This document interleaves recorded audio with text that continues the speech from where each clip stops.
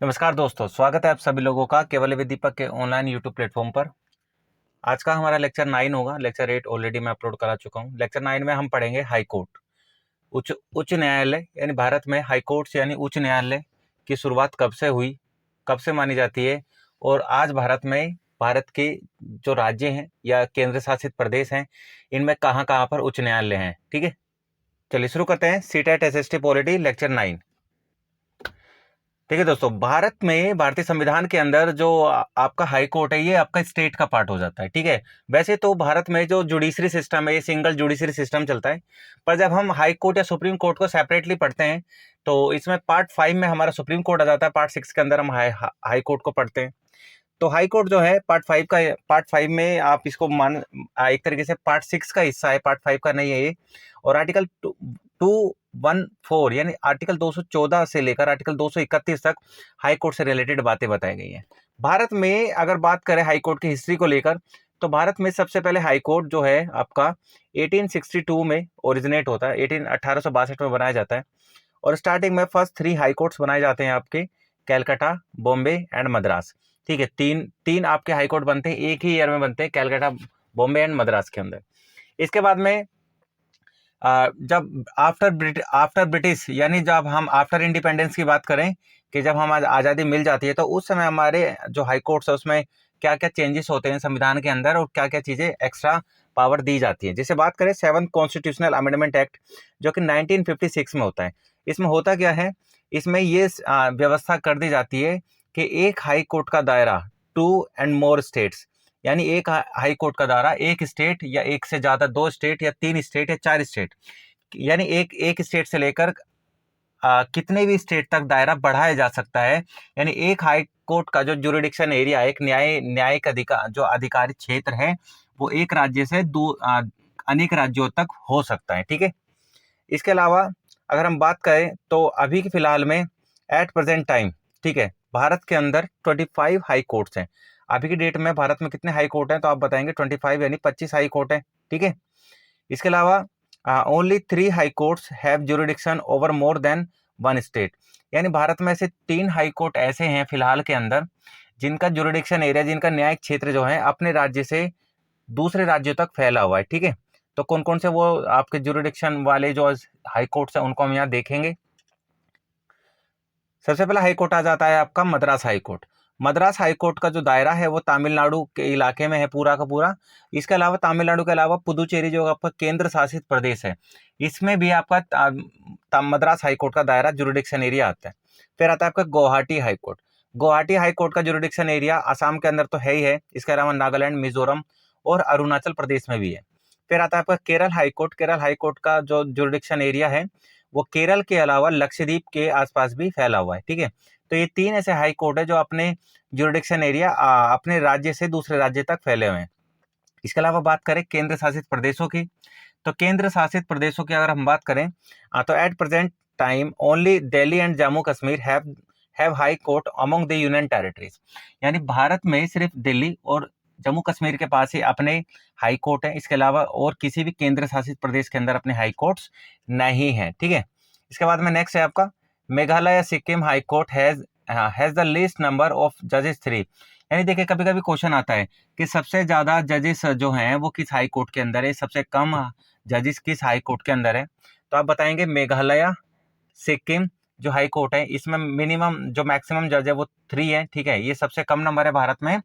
और highest number of जजेस की बात करें हाई कोर्ट के अंदर, तो उत्तर प्रदेश के अंदर है, इलाहाबाद हाई कोर्ट में 76 जजेस। ठीक है, तो सबसे ज्यादा जजेस जो है भारत में किस हाई कोर्ट में है, तो आप बताएंगे उत्तर प्रदेश के अंदर है। और सबसे कम कहाँ है, आपका सिक्किम और मेघालय वाले में। नेक्स्ट है आपका द जजेस of high court are appointed by the president.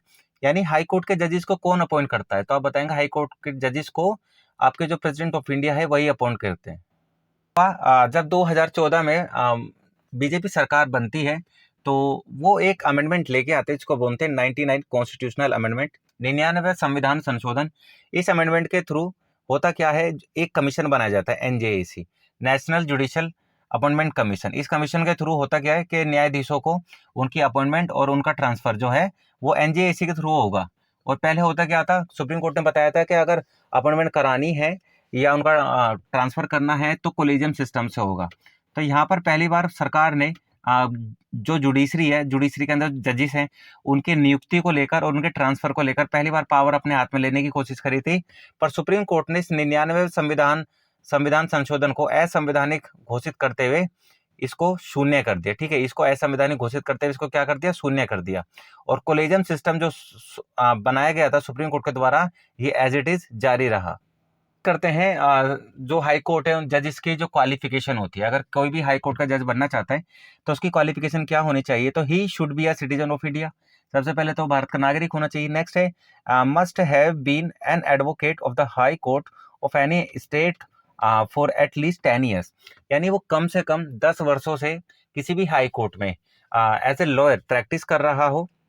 Next है आपका will take oath before the governor of state, यानी अगर कोई भी व्यक्ति राज्य का इस हाई कोर्ट का मेंबर बनता है, जज बनता है, तो उसको शपथ कौन दिलाएंगे, उसको राज्य के राज्यपाल शपथ दिलाएंगे।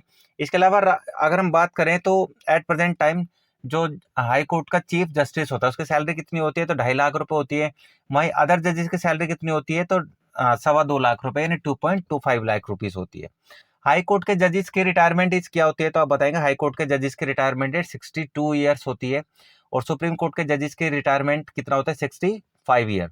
बात करें रिमूवल ऑफ जजेस की, तो हाई कोर्ट के जजेस को बिल्कुल वैसे ही हटाया जा सकता है जैसे सुप्रीम कोर्ट के जज को हटाया जा सकता है, यानी हटाएगा कौन इसको, प्रेसिडेंट ऑफ इंडिया के द्वारा ही हाई कोर्ट के जज को रिमूव किया जा सकता है। और अगर रिमूवल का प्रोसीजर चलाना हो तो रिमूवल प्रोसीजर होता क्या है, removal motion sign by 100 members in Lok Sabha, 50 members in Rajya Sabha is to be given to the speaker and chairman, यानी 100 सदस्य लोकसभा से, 50 सदस्य राज्यसभा से जब इस निष्कासन प्रस्ताव को पास कर देंगे तो ऐसे में रिमूवल जो मोशन पास हो जाएगा उसके बाद में हाई कोर्ट के जज को अपनी पोस्ट को छोड़ना होगा। ठीक है, the speaker and chairman may admitted the motion of refuse to admit it, यानी अध्यक्ष और सभापति प्रस्ताव को स्वीकार कर भी सकते हैं और इसको एक्सेप्ट नहीं भी कर सकते हैं। तो दोनों ही मामलों में यहाँ पर अध्यक्ष सभापति की जो वैल्यू है वो सुप्रीम है। इसके अलावा there should be a special majority 2/3 vote of member present in each houses, यानी इस प्रस्ताव को पास कराने के लिए दोनों ही हाउसेस से 2/3 मेजोरिटी चाहिए, 2/3 मेजोरिटी चाहिए, तब जाके ही उनको वो जो प्रस्ताव है उसको पास माना जाएगा और जजेस को उनकी पोस्ट से रिमूव कर दिया जाएगा। इसके बात करें ट्रांसफर ऑफ जजेस की, तो हाई कोर्ट के किसी भी जज को ट्रांसफर करने के लिए होता क्या है, ये फाइनल पावर राष्ट्रपति की होती है। तो the president can transfer a जज from a high court to another after consulting the chief justice of India, यानी उच्चतम न्यायालय के न्यायाधीश से परामर्श लेने के बाद ही राष्ट्रपति किसी भी हाई कोर्ट के जज को एक हाई कोर्ट से दूसरे हाई कोर्ट में ट्रांसफर कर सकते हैं।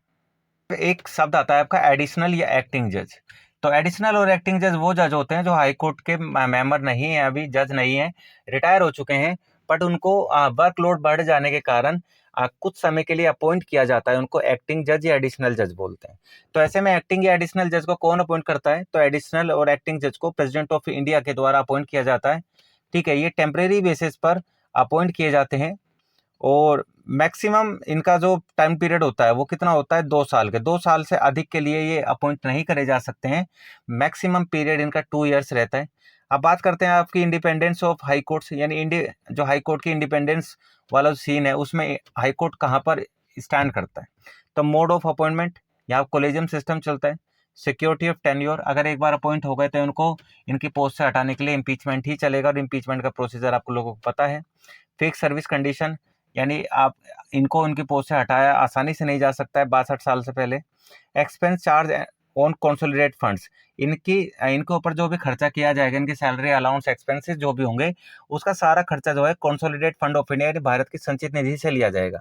इसके अलावा कंडक्ट ऑफ जजेस कैन नॉट बी डिस्कस, यानी जजेस के द्वारा कोई भी डिसीजन दिया जाता है, कोई कार्रवाई की जाती है, तो उस कार्रवाई डिसीजन की जो चर्चा है वो कहीं भी किसी भी हालत में विधानसभा के अंदर नहीं हो सकती है।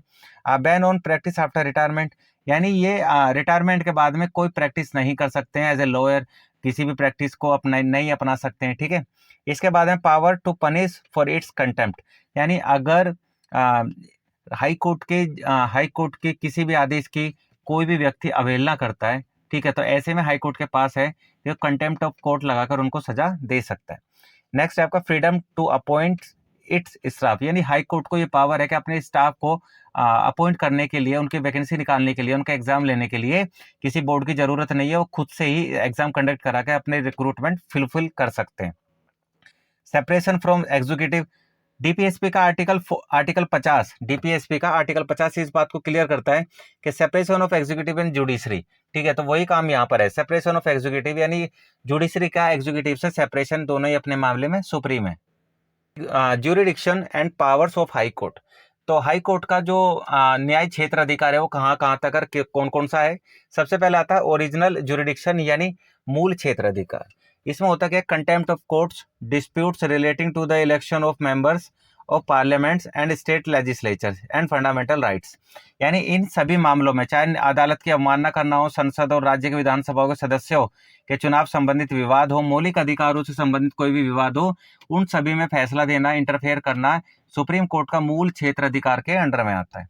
एक आता है आपका रिट ज्यूरिडिक्शन। रिट ज्यूरिडिक्शन जो है, इस रिट न्याय क्षेत्र अधिकार में 5 तरह की जो रिट होती है, हेबियस कॉर्पस, मैंडामस, सर्चरी, प्रोहिबिशन और आपका कोवरंटो, इन पांचों के पांचों रिट में जो हाई कोर्ट है वो अपना रिट ज्यूरिडिक्शन यूज करता है, ठीक है। इसके बाद में एपेलेट ज्यूरिडिक्शन, अपीलीय क्षेत्राधिकार, किसी भी डिस्ट्रिक्ट कोर्ट के द्वारा, किसी भी सेशन कोर्ट के द्वारा अगर किसी को भी कोई सजा दी जाती है तो सजा पर हाई कोर्ट जो है अपील सुन सकते हैं, क्लियर है, तो यहाँ पर ये चीज क्लियर बताई गई है। नेक्स्ट है आपका सुपरवाइजरी ज्यूरिडिक्शन, तो जो हाई कोर्ट है वो डिस्ट्रिक्ट कोर्ट पर कंट्रोल करने के लिए उनको सुपरवाइज कर सकता है। पावर ऑफ जुडिशियल रिव्यू, तो अपने किसी भी दिए गए फैसले पर, सरकार के किसी भी फैसले पर हाई कोर्ट क्या है, जुडिशियल रिव्यू की पावर रखता है। इसके बाद नेक्स्ट है आपका control over subordinate courts. Bharat state के अंदर जितने भी सबॉर्डिनेट कोर्ट्स हैं, डिस्ट्रिक्ट कोर्ट्स हैं, उनके ऊपर कंट्रोल करना। नेक्स्ट है आपका एक कोर्ट ऑफ रिकॉर्ड, यानी इसके द्वारा दी गई कोई भी जानकारी, कोई भी आदेश को संभाल के रखा जाता है ताकि इन फ्यूचर किसी भी कोर्ट के लिए जरूरत पड़ सके, तो इसको एक कोर्ट ऑफ रिकॉर्ड भी बोला जाता है। ट्रिब्यूनल्स के बारे में ज़्यादा कुछ जानने की ज़रूरत नहीं है, बस इतना आपको जानना है कि ये कहाँ पर है, तो भारत संविधान के भाग 14 में है। इनके लिए 2 आर्टिकल काम करते हैं, आर्टिकल 23A, आर्टिकल 23B। तो 42nd अमेंडमेंट 1976 में ट्रिब्यूनल्स को संविधान का हिस्सा बनाया जाता है। ये 2 टाइप के होते हैं, एक होता है कैट यानी सेंट्रल एडमिनिस्ट्रेटिव ट्रिब्यूनल, एक होता है SAT, स्टेट एडमिनिस्ट्रेटिव ट्रिब्यूनल।